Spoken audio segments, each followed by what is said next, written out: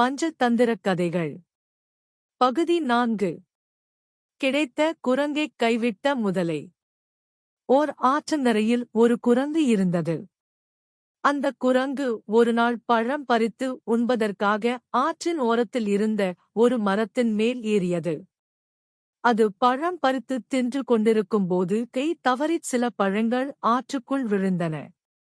அப்படி அவை விழுந்தபோது கள களவென்ற ஓசை உண்டாயிற்று. அது ஒரு வேடிக்கையாகத் தோன்றவே, அந்தக் குரங்கு ஒவ்வொரு கிளையாகத் தாவி மரத்தில் இருந்த பழங்களை உதிர்த்து விட்டுக் கொண்டிருந்தது. அப்போது முதலையரசன் அந்தப் பக்கமாக வந்தது. அது மரத்திலிருந்து உதிர்ந்த பழங்களைத் தின்றது. அந்தப் பழங்கள் மிகச் சுவையாக இருந்தபடியால் அது அந்த இடத்திலேயே நின்றுவிட்டது. குரங்கை பார்த்து அந்த முதலை, நண்பனே, நான் உன்னைப் பிரியவே மாட்டேன். ஏனென்றால் நீ எனக்கு மிகச் சுவையான பழங்களை உதிர்த்துக் கொடுத்தாய் என்று சொல்லியது. நாள்தோறும் குரங்கு பழங்களை உதிர்த்துக் கொடுக்க, முதலை அதைத் தின்று கொண்டு அந்த இடத்திலேயே இருந்தது. அது தன் இருப்பிடத்திற்கு திரும்பிச் செல்லாததால் அதன் மனைவியான முதலையரசி மிகவும் கவலை கொண்டது. அது தன் தோழியான ஒரு முதலையை அழைத்து கணவனிடம் தூது போய் வரும்படி அனுப்பியது. அந்தத் தூதி முதலையரசனிடம் வந்து, மன்னவா, தங்களைக் காணாமல் அரசியார் மெலிந்து போய் விட்டார்கள். அவர்களுடைய காதல் நோய் வெப்ப நோயாக மாறி உடலை இளைக்கச் செய்துவிட்டது. தாங்கள் வந்து நோய் தீர்க்க ஏற்பாடு செய்ய வேண்டும் என்று கூறியது. தூதியே, குரங்கோ எனக்கு உயிர் நண்பனாகிவிட்டது. அதை பிரிந்து வருவதோ என்னால் முடியாது. நீயோ என் மனைவி நோயாய் இருக்கிறாள் என்று சொல்கிறாய். அதைக் கேட்டதும் என் மனமோ மிகவும் வருந்துகிறது. புறப்படவும் முடியவில்லை. நான் என்ன செய்வேன் என்று வாய்விட்டுச் சொல்லி முதலை வருந்தியது. இந்தக் குரங்கு என்ன சொக்குப்பொடி தூவியதோ, நம் அரசர் இதனை விட்டுவர மறுக்கிறார். இந்தக் குரங்கைக் கொன்றால்தான் இதற்கு புத்தி தெளியும் என்று நினைத்தது அந்த முதலை. முதலையரசனைப் பார்த்து, மன்னவா, அரசியாருக்கு நாங்கள் எத்தனையோ மருந்து கொடுத்து பார்த்துவிட்டோம். நோய் தீரவில்லை. குரங்கின் ஈரல் கொண்டு வந்து கொடுத்தால்தான் பிழைப்பார் என்று பெரிய மருத்துவர் சொல்கிறார். நீங்கள் அதற்கு வேண்டிய ஏற்பாட்டுடன் உடனே வரவேண்டும்.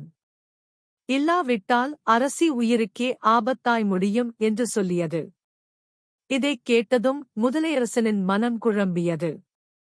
குரங்கின் ஈரலுக்கு அது எங்கே போகும்? அதற்குத் தெரிந்தது ஒரே ஒரு குரங்குதான். தினமும் பழம் பறித்து போடும் உயிர் நண்பனான அந்த குரங்கைக் கொல்வது பாவம். அதைக் கொல்லாமல் இருந்தால் முதலையரசி இறந்து போய்விடும். நண்பனைக் கொல்வதா, அரசியை இழப்பதா என்று எண்ணிக் கடைசியில் அரசியைக் காப்பதுதான் முக்கியம் என்று முடிவுக்கு வந்தது. இப்படி அது வருத்தத்தோடு இருக்கும்போது எங்கோ போயிருந்த குரங்கு அங்கு வந்து சேர்ந்தது. அது முதலை கவலையாய் இருப்பதைப் பார்த்து அதன் துயரத்திற்கு என்ன காரணம் என்று கேட்டது. நண்பா, இதுவரை நான் உன்னைப் பிரியாமல் இருந்தேன். இப்போதோ என் மனைவி நோயாக கிடப்பதால் உன்னை விட்டு பிரிந்து போக வேண்டி இருக்கிறது. அதுதான் கவலையாக இருக்கிறது என்றது முதலையரசன். இப்போதே போய் வா. இதற்கெல்லாம் யோசித்துக் கொண்டிருக்க முடியாது என்று குரங்கு பதில் அளித்தது. உடனே போகத்தான் வேண்டும்.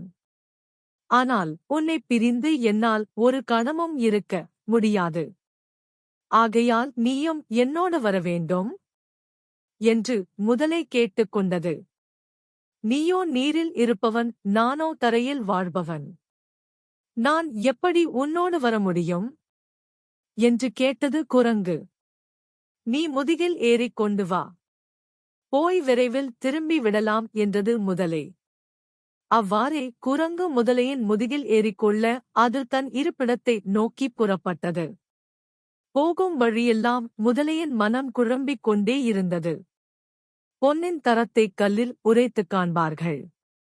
மனிதனின் தரத்தை அவர்களின் சொல்லைக் கொண்டு தெரிந்து கொள்வார்கள். அறிவில்லாத வஞ்சகர்களின் தரத்தோடு ஒப்பிட்டு உயர்ந்தவர்களின் மதிப்பை அறிந்து கொள்வார்கள். ஆனால் இந்த பெண்களின் மனத்தை புரிந்து கொள்வதற்கு வழியே இல்லை. உயிருக்குயிரான இந்த குரங்கு நண்பனே, கொல்ல நான் முடிவு செய்தேன். இது என் மனைவி செய்த வஞ்சகமா? இல்லை இடையில் வந்த இந்த தூதி செய்த கபடமா? ஒன்றும் புரியவில்லையே என்று பேசாமல் இருந்தது முதலை. அதன் குழப்ப நிலையைக் கண்ட குரங்கு, நீ, இன்று உன் முகம் மிக வாடியிருக்கிறதே, என்ன காரணம்? உன் மனைவி மிகவும் ஆபத்தான நிலையில் இருக்கிறாளா? எதையும் ஒளிக்காமல் சொல் என்று கேட்டது. நண்பா, நான் என்ன சொல்வேன்? என் மனைவியோ சாகும் நிலையில் இருக்கிறாளாம். வானரத்தின் ஈரல் கொடுத்தால்தான் அவள் பிழைப்பாளென்று மருத்துவர்கள் சொல்லுகிறார்களாம். அதற்கு நான் எங்கே போவேன்? என்று சொல்லி முதலை கண்ணீர் வடித்தது. முதலையின் மன நோக்கத்தை புரிந்து கொண்டது. ஓ, இதற்குத்தானா இவ்வளவு கவலைப்படுகிறாய்? வானர ஈரல் எத்தனை வேண்டும்? 100 வேண்டுமா? என்று கேட்டது. அவ்வளவு வேண்டாம். 1 இருந்தால் போதும் என்றது முதலை. அதோ அந்த நீண்ட மரத்தின் கிளைகளில் வரிசையாக தொங்கிக் கொண்டிருக்கிறதே, முன்பே நீ எனக்குச் சொல்லியிருக்கக் கூடாதா? இத்தனை தூரம் வந்த பிறகு சொல்கிறாயே. சரி சரி நண்பா, திரும்பு. போய் ஈரல்களில் 1-2 எடுத்துக்கொண்டு உன் மனைவிக்கு கொடுக்க பழங்களும் பறித்துக் கொண்டு திரும்புவோம் என்று கூறியது குரங்கு. திரும்பி புறப்பட்ட கரைக்கே கொண்டு வந்துவிட்டது. கரை நெருங்கியவுடன் ஒரே பாய்ச்சலாக பாய்ந்து மரத்தின் மேல் ஏறி உட்கார்ந்து கொண்டது குரங்கு. மரத்தின் மேல் ஏறிய குரங்கு இறங்காததைக் கண்டு எதிர்பார்த்து கொண்டிருந்த முதலை, நெடுநேரமான பின், நண்பா, ஈரலை எடுத்துக்கொண்டு விரைவில் வா என்று அழைத்தது. முதலையே, இன்னும் ஆசை வைத்துக் கொண்டு ஏன் காத்துக் கொண்டிருக்கின்றாய்?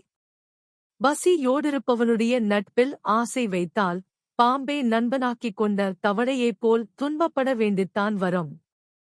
உனக்கும் எனக்கும் உள்ள நட்பு இத்தோடு போதும், இனியும் தான் ஏமாறுவேன் என்று எதிர்பார்க்காதே.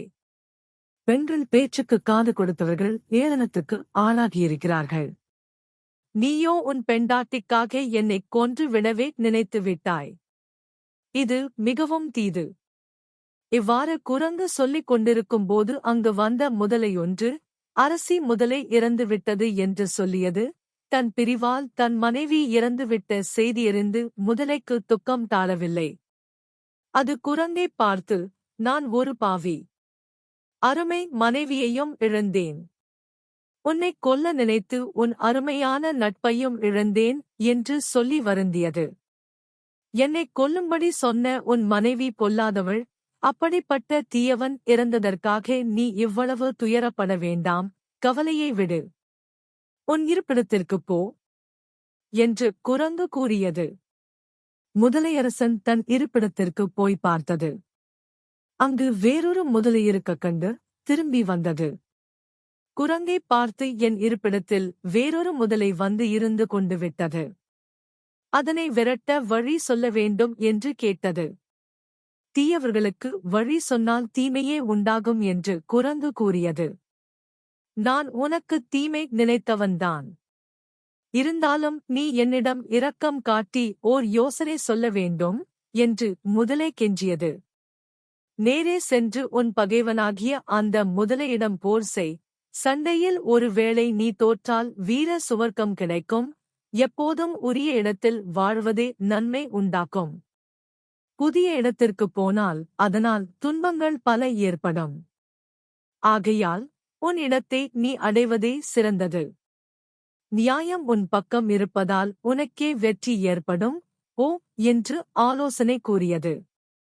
முதலையரசன் தன் இருப்பிடத்திற்குச் சென்று அங்கு வந்து தங்கியிருந்த முதலையோடு போரிட்டு அதைக் கொன்றது. பிறகு அது தன் இடத்தில் இருந்து கொண்டு முதலைகளுக்கெல்லாம் ஒப்பற்ற அரசனாக விளங்கி பல நாட்கள் இன்பமாக வாழ்ந்தது.